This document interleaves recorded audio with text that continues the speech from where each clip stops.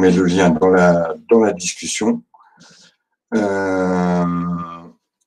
Et donc, nous avions défini le prix d'acceptabilité. D'accord, je vous resitue, hein, d'accord, pour dire que vous vous remettiez dans le contexte. On était donc sur cette année de 2002 dans lequel on vous demandait de calculer le prix qui serait, en fonction bien sûr du tableau d'acceptabilité, le prix qui serait le mieux. Et nous avions indiqué que c'était 2 €, puisque à la lecture du tableau, d'accord, c'est ici que l'on perd le moins de clients, d'accord, potentiels. C'est-à-dire qu'ici, sur 100 clients, on en perd 40, 17 à cause de la partie douteuse quant à la qualité, et 23 à cause d'un prix trop excessif. Mais malgré tout, parmi tous les montants qui ont été proposés du questionnaire, c'est à ce prix-là où j'en perds le moins. Si je devais me situer à 1,65 €, j'en perds 80% à cause de la qualité, enfin à cause du prix qui montrerait une qualité trop médiocre, et donc je ne garderai que 20% des clients. Et donc, à la lecture de ce tableau, je prends le chiffre qui est le plus important, celui donc où je perds le moins de clients, et ici, c'est un prix de 2 € qui ressort. C'est clair pour tout le monde, voilà, tout le monde est revenu un petit peu dans le thème. Alors ici, si je reprends les questions qui étaient demandées, d'accord, on nous demande de préciser, donc déterminer le prix juste.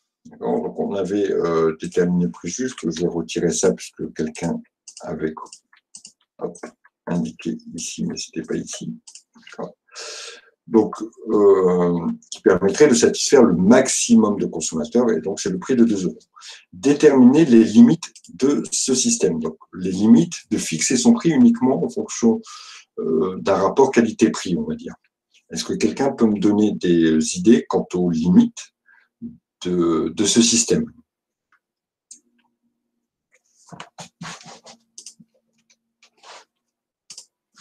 Des idées?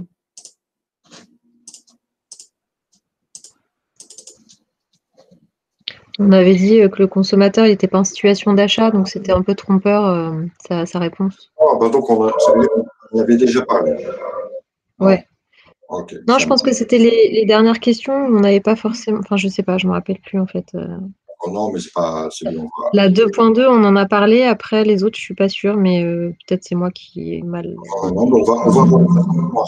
Ça ne mange pas de pain de rappeler les limites. Je vais vous les remettre à l'écran, mais effectivement, on n'est pas dans une situation où on est dans une situation d'achat. Donc, le comportement du consommateur qui ne tient pas le produit, hein, qui n'est pas dans une situation de besoin, peut être différent quand il fait que répondre à un questionnaire. D'accord. On peut mettre aussi en avant le fait que le consommateur, il faut que l'échantillon qui est concerné par le questionnaire soit représentatif de notre cible client. Si ce sont des clients qui n'achèteraient pas de toute façon ce produit, leur réponse, elle reste sujette à voilà, est-ce que c'est vraiment la réalité. D'autres limites aussi, c'est par rapport à la période pendant laquelle vous faites le questionnaire, et cette période, elle peut ne pas correspondre à une période où on a envie d'acheter ce produit. Donc, obligatoirement, notre réponse est différente. Donc, vous voyez ici, et ça, j'ai repris simplement les notions qui vous sont indiquées en cours. Il faut les connaître, d'accord? Alors, peut-être pas, mais il faut en connaître au moins 3. 3 sur toutes celles qui vous sont proposées, puisque dans ce type de questions à l'examen, on va attendre au minimum 3 réponses. En général, quand on vous demande de proposer des choses, on attend entre 2 et 3 réponses au moins. Quand il y en a plus, ben, tant mieux. Mais s'il n'y a qu'une réponse, vous n'aurez pas la totalité des points à la question. Monsieur, oui. Une des limites, ça peut être, enfin, je l'ai mis sur le chat, l'expérience produit, parce qu'en fait, le client va pas avoir, il va avoir une méconnaissance du produit, comme dit Estelle, et qualité-prix, ça peut, comment dire, j'arrive pas à l'exprimer, mais par exemple, ça peut nous donner l'impression que genre l'entreprise, je sais pas, elle vend ses produits parce que ils sont pas assez bien. Enfin, je sais pas. Alors, Je sais pas si vous voyez ce que je veux dire. Peut-être que je oui, m'exprime oui, oui, mal. je vois l'expérience produit. D'abord, l'expérience produit. Pour avoir l'expérience produit, il faut que le produit ait déjà de l'ancienneté. D'accord? Et en ça, il y a une limite aussi, c'est-à-dire que sur les nouveautés, je veux dire, si vous vous n'êtes pas. Moi, j'ai connu l'arrivée, donc il y a 10 ans maintenant, hein, un petit peu moins peut-être, 2002, je crois, l'arrivée de l'iPhone, donc qui a révolutionné le monde du téléphone. L'arrivée du premier smartphone, donc il y a presque 10 ans. Okay. Si on me met un téléphone, si on me dit voilà pour un smartphone sur lequel vous pourrez aller surfer, vous aurez des applications, est-ce que tel prix vous conviendrait? J'en sais rien, je ne connais pas le produit. Je sais pas, le besoin n'a pas été créé, donc l'expérience produit n'a pas eu lieu. Je sais pas. Je sais pas. Par contre, si aujourd'hui on vous parle d'un iPhone, je sais pas moi, dans lequel serait intégré un rétroprojecteur, par exemple. Avec votre iPhone, vous prenez votre iPhone et vous vous mettez sur un mur blanc et vous pourriez projeter vos photos. Ben, vous vous imaginez déjà les choses parce que vous avez l'habitude d'avoir le produit, l'expérience vous l'aurez déjà vécu et ça va faire qu'améliorer une performance d'un produit qui n'est pas nouveau pour vous. Donc, en ce sens, le questionnaire, il a beaucoup plus de sens que si vous ne connaissez pas du tout le produit. Si demain, j'en sais rien, enfin, voilà, l'iPhone, pour moi, c'est assez révélateur de cette situation. Si j'ai jamais eu de smartphone entre les mains, on me dit, voilà, il y a un nouveau téléphone qui va sortir, vous allez pouvoir aller sur Internet, il y aura des applications, ça sera pratiquement du temps réel, la réactivité, vous allez prendre des super photos.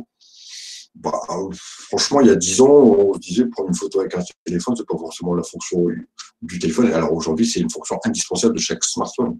Je dirais même que aujourd'hui, la communication, elle se fait beaucoup plus sur l'appareil photo. Si vous regardez toutes les pubs qu'il y a, c'est l'appareil photo qui est mis en premier.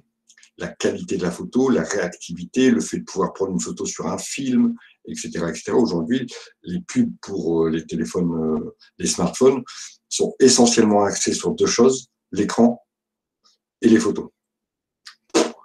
Le côté tactile, c'est tout, c'est terminé, on ne communique plus trop là-dessus, ou très peu, d'accord, alors qu'au départ, c'était quand même quelque chose d'assez important. On ne communique pas du tout, ou plus, puisque une des grandes bagarres, c'était sur l'autonomie. On communique assez peu sur l'autonomie. Si vous voyez les pubs, on communique assez peu sur l'autonomie. On communique sur le partage, sur l'appareil photo, sur la qualité et sur l'écran. La grandeur de l'écran, la qualité de l'écran, etc. Donc, En fait, ouais, j'ai l'impression que la notion de qualité-prix, elle est, comment dire, destinée à une certaine classe, enfin, la plupart des gens, quoi, parce que bah, il y a des produits, le client se pose pas la question, il va mettre le prix qu'il faut pour acheter la chose. Par exemple, je sais pas, une belle voiture. oui, non, mais je suis Euh, d'accord avec vous. Et c'est en ça où on revient là sur la notion de panel. C'est-à-dire que pour certaines personnes, je suis d'accord avec vous, mais pour certaines personnes, Parce d'accord? qu'on parlera de durabilité pour le qualité-prix, pour des critères comme ça, je pense. Enfin, pour les gens qui veulent Ouais, mais s'assurer. ça dépend du panel, encore une fois. C'est-à-dire que si vous vous adressez à une population, je vais dire, de cadres supérieurs qui ont les moyens, certainement que leur choix va se diriger plus vers une problématique de qualité. Vous vous adressez à une classe, je ne sais pas du tout péjoratif dans la bouche, hein, une classe un peu plus populaire, de toute façon, les moyens, ils ne sont pas là. Donc, je viserai ce que je peux viser en termes de prix. Donc, ça dépend du panel, encore une fois. Et je ne pense pas que tout le monde, quels que soient ses moyens, axe sur la qualité. On le voit avec l'alimentation. Ce n'est pas à vous que je vais apprendre que l'alimentation bio, circuit court, etc., est certainement beaucoup meilleure pour l'organisme, d'accord, pour la santé des gens. Malgré tout, ça reste, alors vous allez peut-être me dire non, mais voilà, moi en tant que consommateur, peut-être que certains d'entre vous, c'est les deuxième année, ont fait des TR en disant non, ça ne coûte pas plus cher, ben, je regrette. Moi, en tant que consommateur, je trouve que ça coûte plus cher. Et, mais si j'ai les moyens, ben, ma santé est très importante. Donc, je vais acheter des produits locaux, je vais acheter du circuit court, je vais acheter du bio, etc. parce que je peux. La personne qui a déjà du mal à boucler ses fins de mois, bah, elle achètera ce qu'il y a de moins cher, même si elle le sait au fond d'elle-même que la boîte de produits qu'elle a acheté, dont on ne connaît pas l'origine, qui est bourrée de conservateurs, etc., c'est certainement moins bon pour elle. Mais malgré tout, de toute façon, elle ne peut pas partir sur des produits de meilleure qualité parce qu'elle n'a pas les moyens.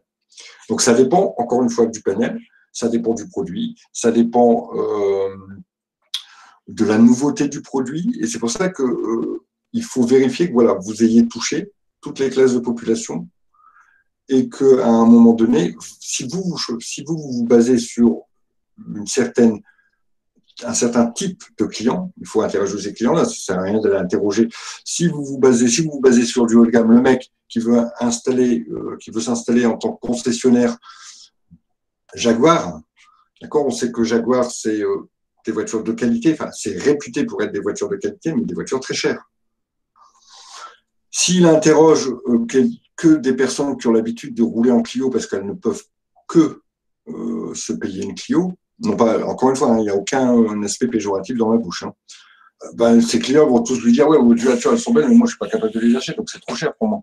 Même si je conçois que la qualité est très bonne, mais malgré tout, je n'achèterai pas. Voilà ce qu'on peut dire sur ça et sur les limites donc de se baser que sur ce type de questionnaire. Alors, vous pouvez me rappeler ce que c'est qu'un panel, s'il vous plaît? La définition d'un panel, parce que j'ai du mal avec les segments, je ne sais pas en fait si ça se mélange un peu dans ma tête. Le panel de personnes, c'est comme l'échantillon des gens qui ont été choisis pour répondre au questionnaire. D'accord. Ah oui, d'accord. Vous allez choisir plutôt autant d'hommes que de femmes. Vous voyez, quand on fait des sondages d'opinion dans la rue, vous allez voter pour qui? Si vous prenez que des personnes qui habitent dans une certaine région qui sont censées voter pour telle personne, ou plutôt à gauche ou à droite, enfin je prends cet exemple-là parce que c'est cet exemple-là que j'ai en tête, c'est pas très représentatif de toute la France. Il faut que ça soit représentatif de toutes les catégories sociales, là dans le cadre d'un vote. Dans le cadre de vous, ce que vous allez, il faudra plutôt que ça soit représentatif de vos clients potentiels. Si vous allez chercher que des gens dont votre produit n'intéressera pas, les réponses elles seront truquées. Et dans tous les cas, elles ne vous serviront pas. C'est ça le panel. C'est les gens qui vont répondre au questionnaire. Ok, merci. Alors, on va continuer. Je reprends mon petit drive. On va continuer et en termes de questions, tac, tac, tac, on demandait aussi d'autres approches possibles pour fixer. Je crois que ça, on l'avait fait aussi. On avait dit qu'on pouvait fixer le prix par rapport à la concurrence. On pouvait fixer le prix par rapport à un coût de revient. On pouvait fixer le prix aussi par rapport à une législation, parce que par exemple, pour certains prix, vous n'aurez pas la maîtrise du prix de vente. Je pense à une chose bête, cigarettes. Vous ne pouvez pas faire le prix que vous vendez, que vous voulez, si vous êtes vendeur de cigarettes. Ou encore des prix qui auraient été fixés par un distributeur. Je suis franchisé de chez Camailleux ou de chez McDo, tout simplement. Le prix du McDo, c'est pas moi qui le fixe. C'est pas moi le vendeur, c'est le franchisé, c'est au niveau national où le prix est fixé. Voilà concernant les différentes possibilités qu'on a en termes d'approche pour fixer un prix de vente. Ensuite, ici, on nous dit voilà. Et il faut bien comprendre la question qui est posée. Il faut se remettre dans le contexte. Moi, je suis le fabricant du produit. Moi, je suis le fabricant.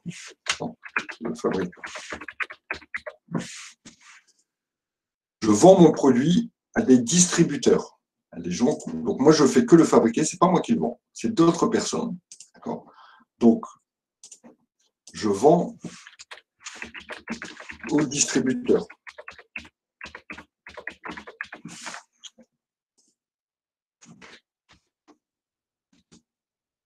Et le distributeur, lui, le distributeur,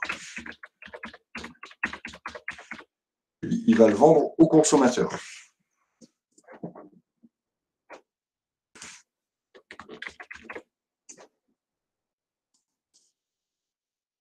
Lui, il le vend, vente au consommateur.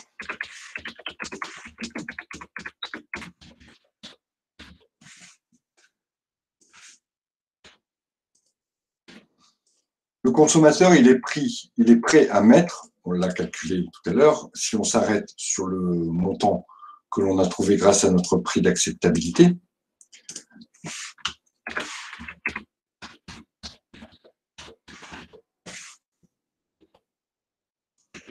le consommateur, il est prêt à acheter ce produit 2 €.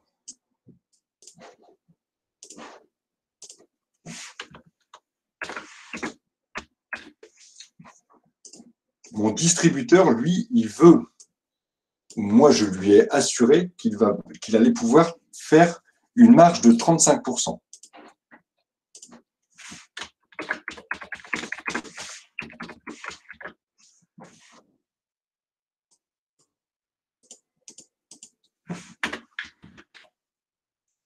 Donc ce distributeur va pouvoir faire une marge de 35%.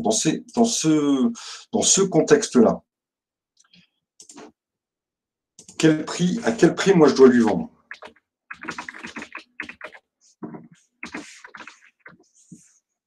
Mon distributeur va m'acheter mon produit à un certain prix et il va le revendre à 2 €. Et il faut qu'il fasse 35% de marge. Donc 35% entre mon prix de vente et le prix du consommateur. Est-ce que vous avez compris la question? Donc lui, je dis bien, je répète, le distributeur ici, lui, il vend le produit à des consommateurs. Ces mêmes consommateurs sont prêts à mettre 2 €. Et mon distributeur, lui, il doit faire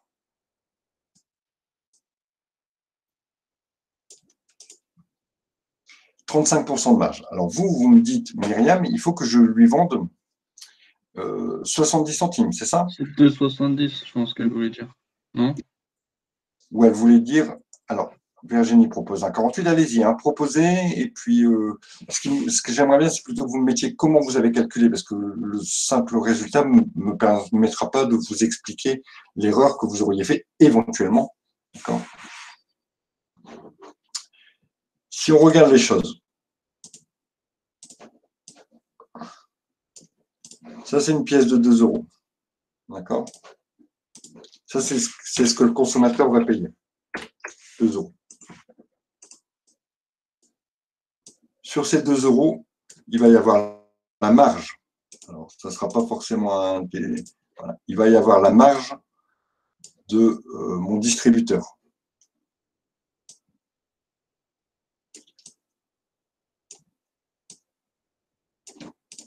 Et donc, cette marge, elle doit être de 35%.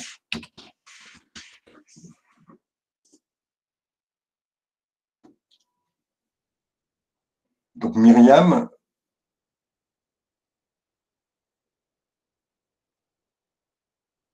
alors, Guillaume, non, ça peut pas être 70, je dis n'importe quoi, 2,70 €. Non, non, effectivement. Donc, ça peut pas être 2,70 €. On est d'accord, vous avez remarqué votre erreur. Le reste ici, d'accord, le reste ici, ça va être moi ce que je vais lui vendre. D'accord, c'est justement ce que je cherche.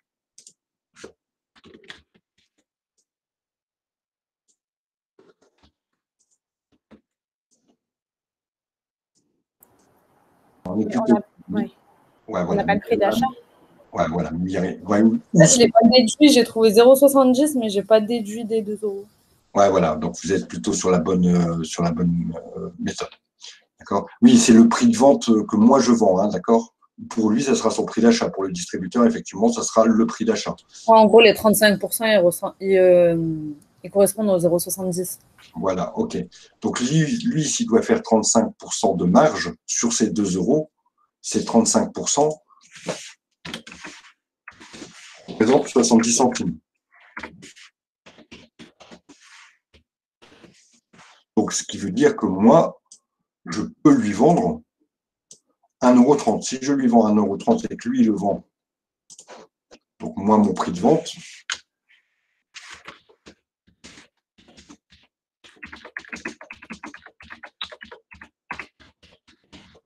suis le fabricant, hein, je vous rappelle, dans le sujet, moi, je peux lui vendre donc 2 € moins sa marge, je peux lui vendre 1,30 €. Si je lui vends 1,30 € et que lui vend le produit à 2 €, il va faire 70 centimes de marge, ce qui va bien correspondre à 35%. Donc le truc ici, c'était de calculer la marge d'abord et de la déduire, ou bien de dire que mon prix de vente sera de 65%, puisque ça représente 65%. Si ça représente 30%. Si vous aviez fait 65% fois 2 €, vous auriez retrouvé aussi 1,30 €.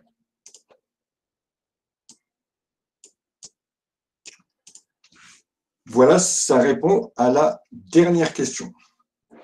Alors, on va attaquer sur l'annale de 2004. D'accord, c'était la donnée suivante de ce que je vous proposais comme exercice. Donc, on avait vu ça, c'est l'annale 2002. On a répondu aux questions de l'annale 2002. On va regarder un peu l'annale 2004. On va la travailler cette fois-ci sur la partie chiffrée, la partie question de cours. On va faire un caout dessus. Alors, on n'aura peut-être pas le temps de le faire aujourd'hui, parce que j'ai vu qu'avec l'autre groupe, il avait pris plus de temps. C'est pour ça que j'ai dû terminer à l'arrache et j'aime pas ça. Donc, on fera peut-être la prochaine fois. De façon à ce qu'on puisse aussi discuter les réponses que vous avez données quand elles sont évidemment fausses, quand elles sont bonnes, ben, tant mieux pour vous. Alors, dans l'annale 2004, je vais vous remettre le contexte à l'écran.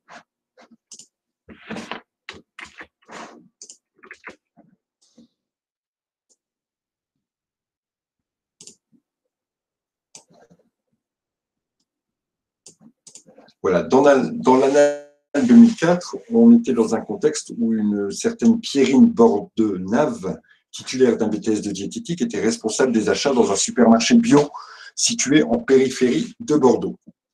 Le local est une sorte de hangar au confort minimal et offre un assortiment très étendu en produits diététiques, biologiques et écologiques.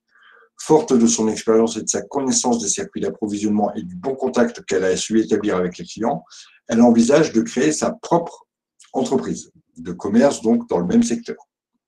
Donc, elle a des moyens limités au niveau financier et surtout, elle sait qu'elle aura du temps à investir. Elle a trouvé un local de 78 mètres carrés qui se situe porte d'Igeot dans les rues piétonnes de Bordeaux. C'est un endroit assez chic, assez commerçant. Elle va choisir de s'appeler Chez Pierrine. D'accord, ça sera son enseigne.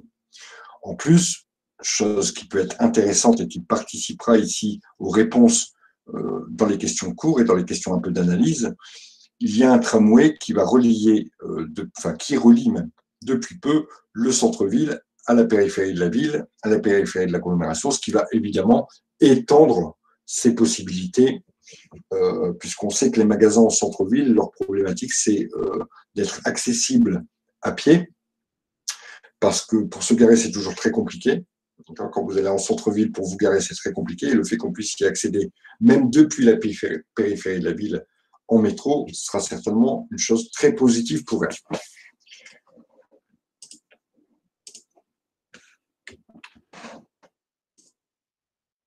Alors, au niveau des questions qui étaient posées pour cet exercice.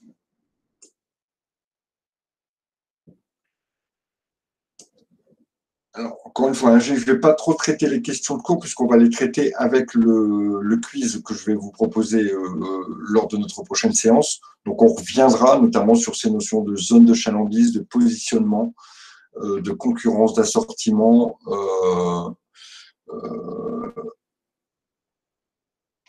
et de motivation d'achat pour ces produits. Donc, on reviendra sur ces questions de cours. Par contre, il y a une question qui était une question là un peu plus de calcul et où on nous demandait de calculer le chiffre d'affaires potentiel du magasin de produits diététiques en complétant une annexe que je vais vous mettre. Donc ici, elle va ouvrir son magasin et grâce à l'étude que l'on va faire, on va pouvoir lui donner un chiffre d'affaires potentiel qu'elle va pouvoir éventuellement réaliser, sur lequel elle va pouvoir appuyer toute son étude financière.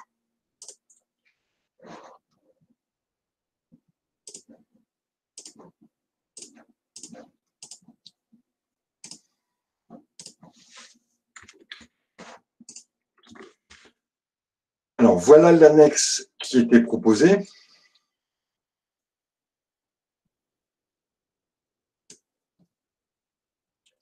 Et qui, en remplissant les différentes cases, nous permettait à la fin d'aboutir à un chiffre d'affaires potentiel du magasin. Donc, chiffre d'affaires qu'elle pourrait éventuellement réaliser. Dans ce type d'exercice, où vont se succéder les calculs, il y a une évidence, c'est que si vous vous trompez dès le départ, comme beaucoup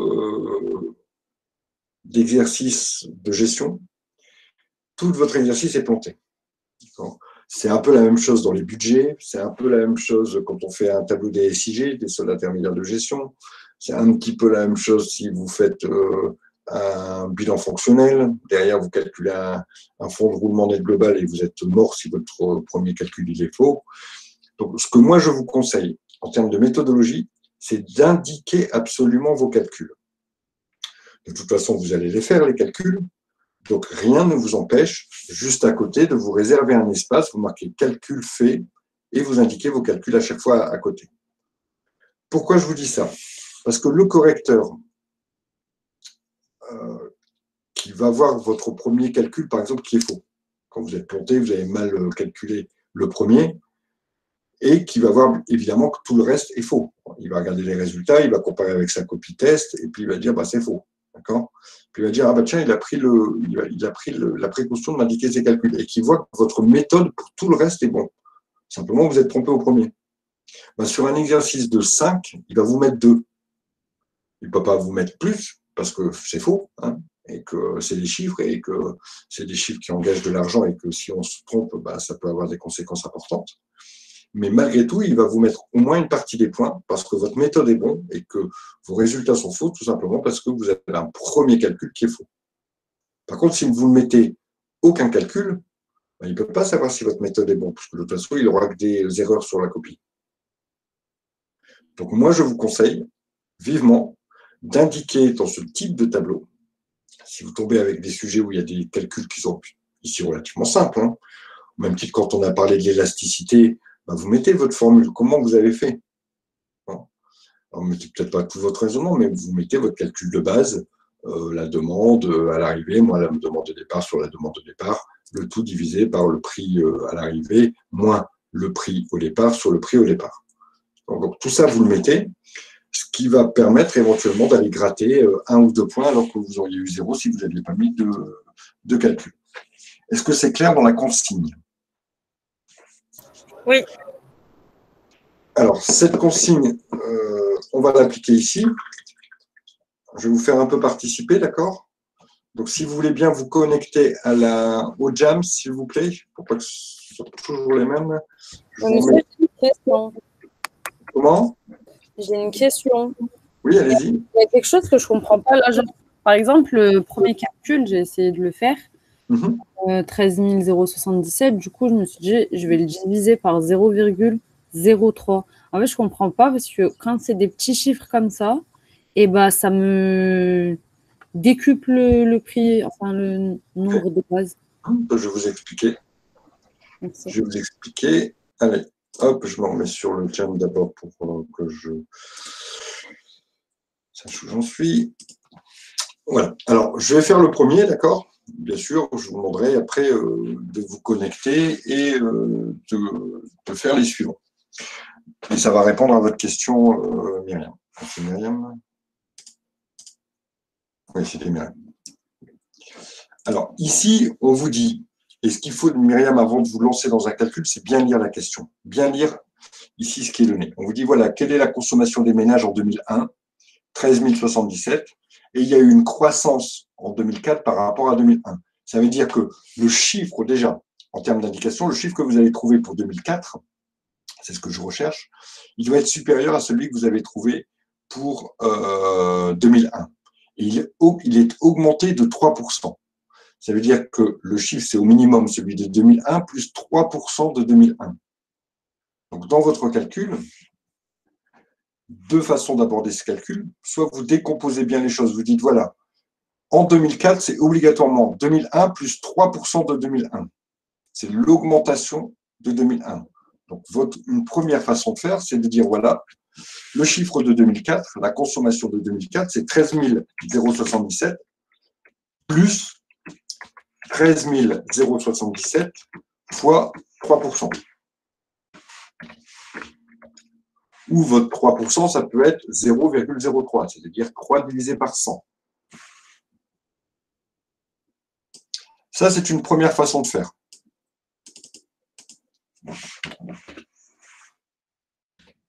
Deuxième façon de faire, c'était de dire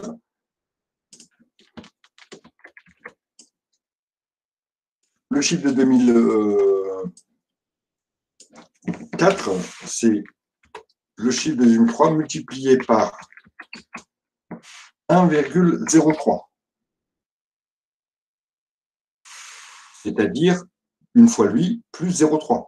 C'est exactement ce qu'on a fait au-dessus. Ça c'est quoi? C'est 13 077 fois 1 plus 13 077 fois 0,03. Exactement la même chose que si je dis 13 077 fois 1,03. Est-ce que c'est compris? Moi, je vous conseille la première méthode, elle est plus simple. Oui, j'ai compris, mais en fait, je ne comprenais pas parce que j'ai fait 13 077 divisé par 0,03 au tout début. Et ça m'a fait 463 000. Je ne comprends pas en fait pourquoi ça me sort autant au-dessus. Parce que tout simplement, là, vous avez employé la même méthode. Alors en même temps, c'est bien de se dire, bah, c'est impossible que ce soit ce chiffre-là. Quand ça vous met déjà une puce à l'oreille.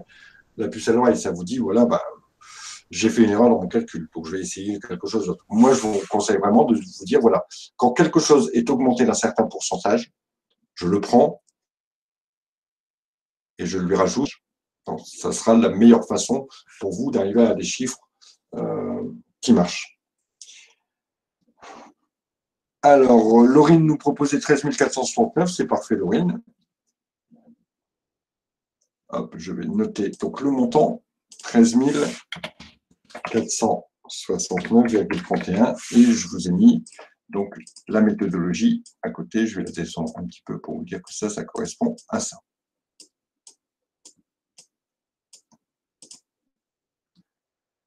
« 469, hein, pas 409, 469. Voilà. Donc, il faut bien lire à chaque fois. Ensuite, on nous dit qu'il y a un indice de disparité. Ça, il faut le connaître, hein, c'est une notion que vous devez connaître. L'indice de disparité, c'est est-ce que les gens concernés consomment plus que la moyenne nationale ou moins que la moyenne nationale. Alors, attention, parce que sur le sujet, ici, il y a une erreur. Je vais l'enlever tout de suite.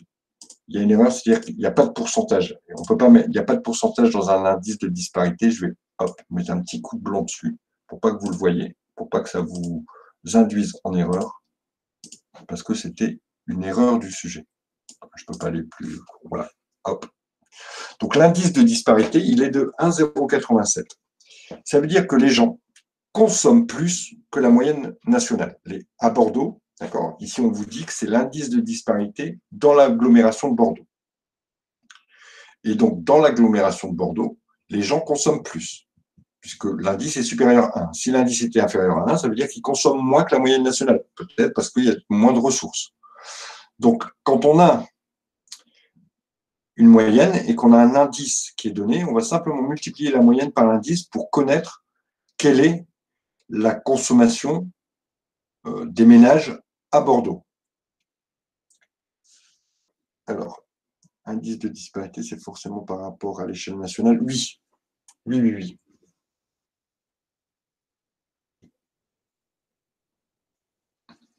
Allez, quelqu'un me fait mon petit calcul et m'indique tout ça. Alors, il n'y a pas beaucoup de monde de connecté, je suis désolé. Hein. Il y a Laurine, c'est Virginie et puis Estelle. J'aimerais bien, vous êtes une vingtaine, là, j'ai que 3 personnes connectées au jam. Oui, moi, je n'arrive pas à me connecter. En fait, l'accès est refusé, je vous ai envoyé une demande. Mais... Oui, alors si vous m'avez envoyé une demande et que je n'ai pas mon portable sur le bloc, je vais vous donner l'accès. En tout cas, c'est 13 469,31 fois 1,087. Exactement. Alors, j'ai perdu le calcul. Hop. Est-ce que ça fait 14 640 ou est-ce que je me suis dit 14 641? Alors, je vous donne les accès et puis pourquoi ce serait fois 1,087? Parce que là, l'indice est de 1,087. Donc, pour moi, j'aurais fait 1,087. Enfin, 1087. J'ai pas compris ce que tu as dit. Tu aurais fait quoi? 1, combien? En fait, là, comme c'est écrit 1,087, pour moi, il était logique que je fasse 1,01087. En fait, si tu prends ce qui est en bas, tu as ta consommation des ménages par habitant agglomération de Bordeaux et ta consommation des ménages par habitant France entière. Donc, en fait, tu fais un produit en croix pour retrouver ta consommation des ménages à Bordeaux. Tu fais passer ton consommation des ménages par habitant France entière de l'autre côté. Donc, tu fais 1,087 fois la consommation des ménages par habitant France entière qu'on vient de calculer, qui est 13 469 et des brouettes, et tu te retrouves avec la consommation des ménages par habitant à Bordeaux. Tu vois, tu fais un produit en croix. Non, mais c'est pas ça ma question. Bah alors, je laisse le professeur répondre. Non, mais la réponse était plutôt pas mal. Je sais pas qui, je vois pas qui parle en fait. Mais bah là, en fait, comme vous avez dit que c'était pas un pourcentage, bah pour moi, fallait mettre 1 plus 1,087. Enfin, je sais pas comment vous expliquer. Non, mais je vois. Donc, ici, l'indice veut dire quoi? L'indice, soit vous prenez effectivement, comme l'a dit votre camarade, la consommation ici. Si on prend, vous voyez le petit 1, d'accord? Consommation des ménages, on ne le connaît pas. Ça, c'est notre X. Hop. Donc, X divisé par la consommation en France, la conso en France, est égal à 1,087.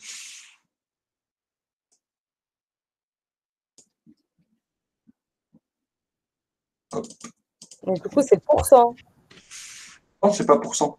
Il n'y a pas de pourcent, là, vous le voyez, 1,087, il n'y a pas de pourcent. Oui, alors, je l'avais enlevé, mais c'est quoi en fait? C'est un indice, c'est un multiplicateur finalement. C'est un ratio? C'est un ratio, oui. Oui, c'est un ratio ou un multiplicateur. Donc, ce qui veut dire que si vous faites passer votre 1,87 de ce côté-ci et votre consommation en France de l'autre côté, ou que vous faites passer simplement votre X ici de l'autre côté, il faut le multiplier. D'accord? Cette partie-là, ça, on le prend toujours avec son signe. Et hop, hop, hop, hop. Cette partie-là qui va passer ici de l'autre côté, elle va donc être multipliée maintenant. Donc mon X là. Hein.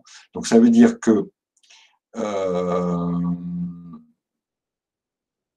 non, donc c'est notre consommation en France, pardon, hop, qui doit passer de l'autre côté, puisque X, c'est ce que je cherche, pardon. Hop, voilà. X, c'est ce que je cherche. Donc ma consommation en France, je la fais passer de l'autre côté, avec son signe qui est indivisé. Donc en passant de l'autre côté, elle est multipliée. Donc ça veut dire que X, ma consommation des gens de Bordeaux, hein, X, est égale à la consommation en France multiplié par l'indice 1,087. Ce n'est pas un pourcentage. Si ça avait été un pourcentage, ce qu'on va voir après, votre solution aurait été bonne. Mais ici, ce n'est pas un pourcentage. Voilà, pour la consommation des gens de Bordeaux, il faut prendre la consommation en France multipliée par l'indice. Il y avait eu quelques réponses. Je crois que quelqu'un avait peut-être répondu. Hop, hop, hop. Dans tous les cas, je vais vous indiquer ici.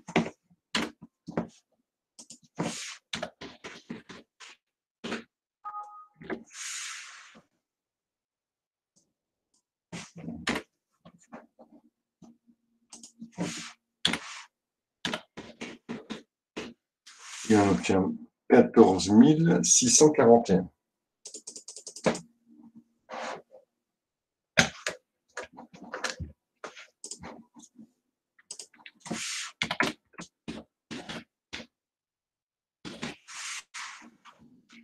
Je répète, quand on a l'indice,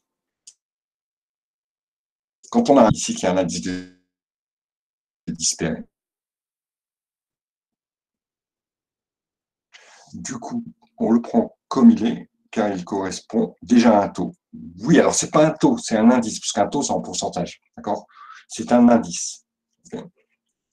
En fait, il faut multiplier par 1,087 la consommation en France en moyenne pour trouver la consommation de Bordeaux. Je pourrais vous dire que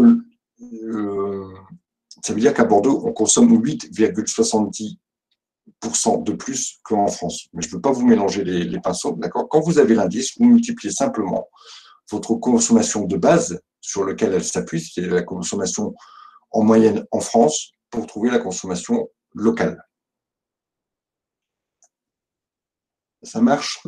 Alors, maintenant, écoutez bien, hein. Sur ces 14 000 euros, il y a 14,7% qui sont consacrés aux dépenses alimentation et boissons non alcoolisées. Alors, est-ce que quelqu'un peut me faire le calcul pour trouver quelle est la part donc de dépenses concernant l'alimentation et les boissons, en sachant que c'est 14% d'un montant qui est de 14 641.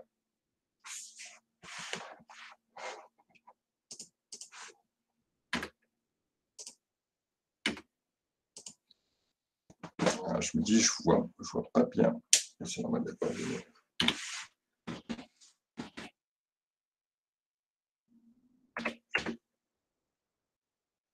Ouais, c'est bon, Laurine. Ouais, c'est bon, Myriam. Bah voilà, ça arrive. C'est pas mal. Ouais, c'est bon. Ah non, Estelle, c'est. Il y en a en trop, Estelle, je pense. Sauf si je vois pas bien votre virgule. Ouais, voilà. Alors, il y a quelqu'un qui se tente là sur le calcul, qui me le met sur le jam. A priori, ce serait peut-être Guillaume. Allez-y, Guillaume, vous écrivez sur le jam.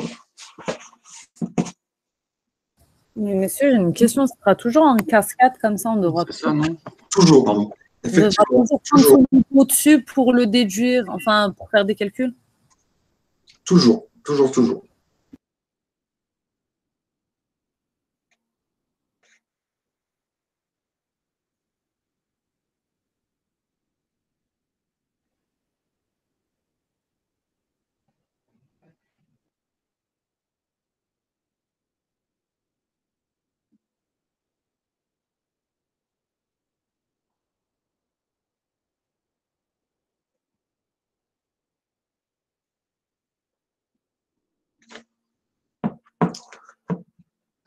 Ouais, c'est pas mal.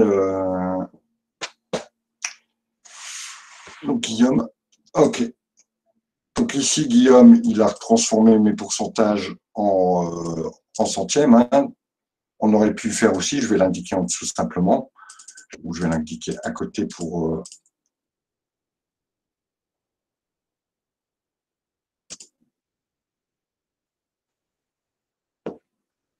Ouais, j'allais mettre le résultat. Allez-y, mettez le résultat dans la case, vous voyez. D'accord.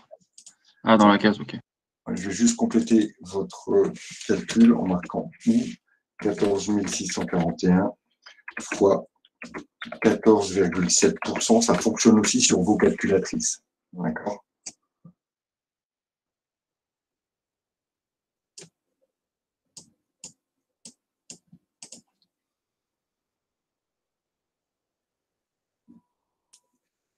Ok, ça marche, c'est super.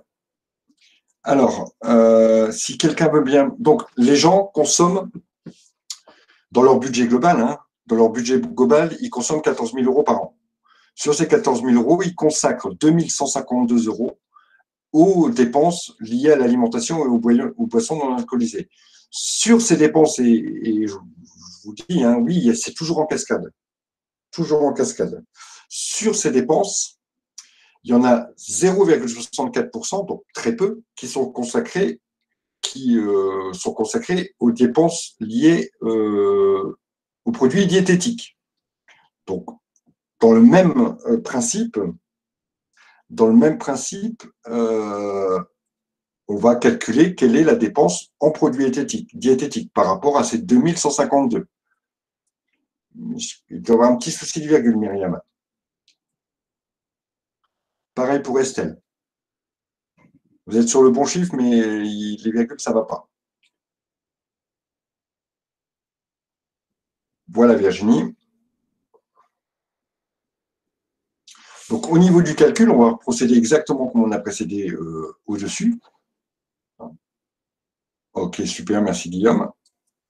Donc, de façon, hein, on fait 0,64 divisé par 100 pour avoir le montant en décimale, ou soit on fait fois 2152 fois 0,64%, ça fonctionne aussi. Allez-y, je vous laisse indiquer le résultat, Guillaume, si vous l'avez. Parfait.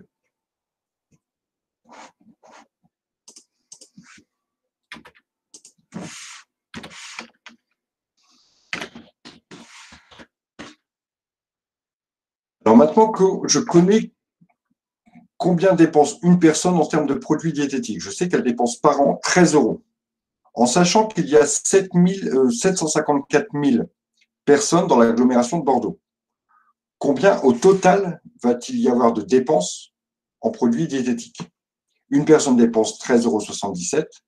Il y a 750 000 personnes, exactement, Laurine. Myriam, comment vous avez fait votre calcul? Bah, en fait, j'ai pris 54 000 fois 0,0064. Pourquoi vous partez avec votre 0,64? Regardez, écoutez bien l'explication. Une personne dépense 13,77 € à l'année. D'accord? Oui, après, j'ai compris ça, mais en fait, je pensais qu'il fallait prendre le taux d'au-dessus. Vous êtes parti dans un truc, vous faites toujours. Je comprends, on l'a écrit, je crois que c'est Virginie. Donc, on est OK sur le chiffre. Je pense que peut-être Guillaume est en train de nous indiquer le calcul. Et on trouve un chiffre relativement important. Hein. D'accord.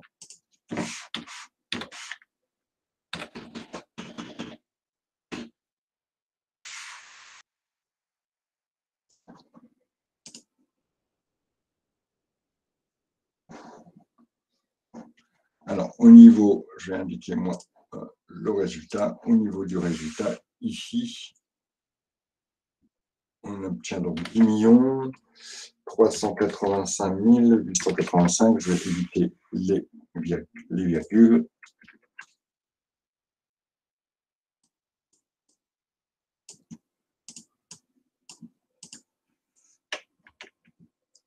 Voilà. OK, super. Ça marche. Donc, on continue toujours. C'est bon, Burastan, vous avez compris le calcul? Puisque vous arrivez, à mon avis, pareil, il y a peut-être un petit problème de virgule, d'accord? Donc, 13,77 € par personne sont les dépenses. Il y a 754 000 personnes. Là, tout simplement, je faisais 13,77 multiplié par 754 000. Donc, au total, il se dépense dans la zone bordelaise plus de 10 millions en produits diététiques. Mais seulement 57% de ces 10 millions sont consommés dans des magasins spécialisés. Et c'est ces magasins-là qui m'intéressent. Donc, pour trouver la part qui est consommée dans les magasins spécialisés, je vais simplement multiplier, comme l'indique ici Guillaume, le montant de 10 385 par 0,57 ou fois 0 ou fois 57%. Voilà, Myriam, parfait. Et moi, non, c'est pas bon. Ça n'est pas bon. C'est pas possible. 5920, c'est pas possible. Hein. Ça fait assez peu. 57% de 10 millions, si vous me trouvez 5920, c'est qu'il y a un problème de zéro. À mon avis.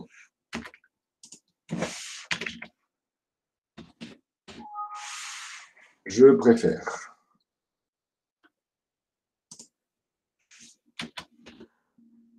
C'est un petit bug de fin de journée. Lundi soir, tout ça, c'est normal. J'ai les mêmes de temps en temps, ne vous inquiétez pas. Je m'en doutais bien. Sinon, elle peut laisser tomber le business, hein, parce que pour 100 000 balles. Hein. Ouais. Et en plus, il ne vaut mieux pas qu'elle fasse ses calculs en bug de fin de journée. Ouais, et de ça, on pense en récupérer que 1,9%. Vous imaginez. Donc, même démarche hein, à chaque fois. Hop, voilà. On ne va pas se mélanger. Et même démarche pour trouver quel est son chiffre d'affaires potentiel. Son chiffre d'affaires potentiel ici, elle peut récupérer éventuellement 1,9% de ces 5 millions. On va multiplier encore nos 5 millions par 1,9% et puis on va obtenir là 112 479. Voilà, à peu près.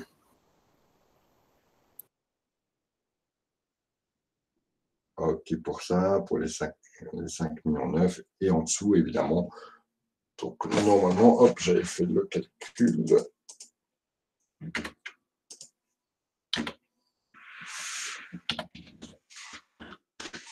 On est bien à 112 479 €.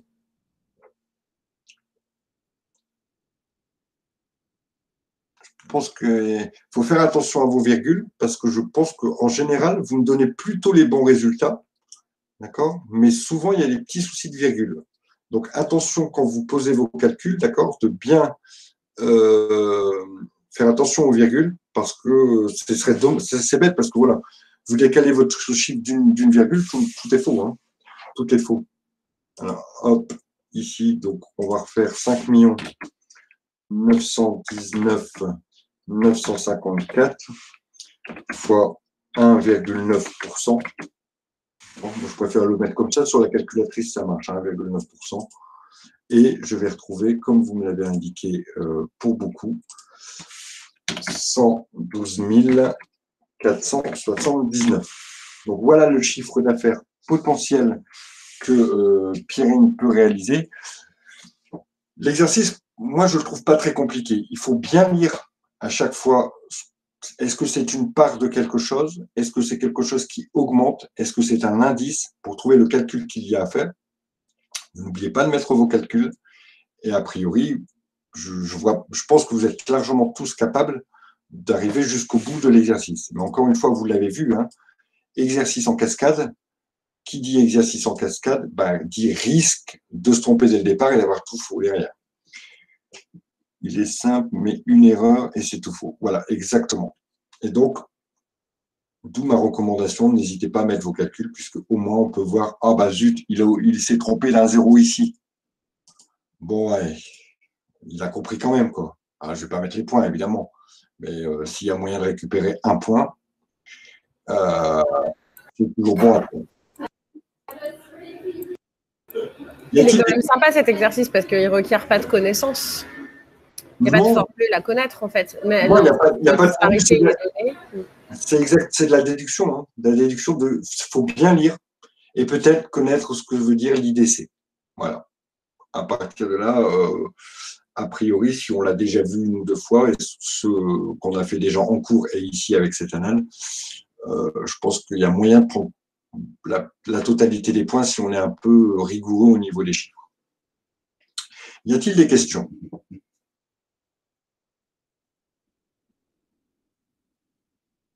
Non? Ok.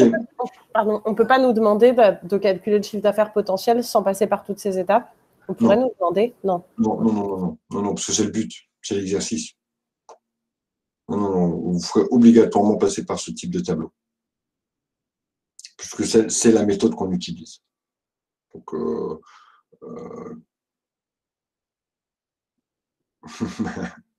oui, sur 20 points, pourquoi pas. Bon, allez, je vous laisse. La prochaine fois, on se fait un peu de cours, hein, d'accord? Donc, si vous pouviez un peu relire votre cours sur tout le marketing pour la prochaine fois, puisqu'il y aura comment ça s'appelle, un caout à faire et que... Ce sera noté, monsieur? Comment? Ce sera noté? Bah oui. Oh Oui, Monsieur, j'aurais une petite question. Oui.